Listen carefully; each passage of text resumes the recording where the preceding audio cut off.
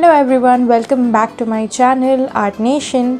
And आज actually मैंने सोचा कि काफ़ी दिन हो गए मैंने कोई वीडियोस नहीं डाले और मैं एक्चुअली बहुत ही बड़ी फ़ैन हूँ ऑफ मेहंदी। सो मैंने सोचा क्यों ना आज एक मेहंदी पे ही एक वीडियो बनाया जाए। और आप देख सकते हैं जैसे मेरे पास यहाँ पे मेहंदी का एक कोन है, मेरे पास 2 किताबें रखी हैं और ये एक रफ़ क्लॉथ भी रखा हुआ है।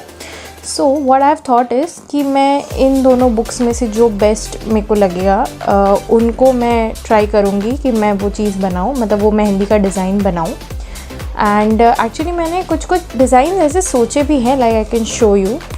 इस बुक में से मुझे ये वाली जो डिज़ाइन है ना, ये वाली डिज़ाइन मुझे अच्छी लग रही है। So I might make this one. इसमें से मुझे ये वाला पैटर्न काफ़ी अच्छा लग रहा है। सो यू कैन सी ये पैटर्न काफ़ी खूबसूरत है, बट देन फिर वही होगा कि फिर पूरी डिज़ाइन मेरे को सोच के बनानी पड़ेगी।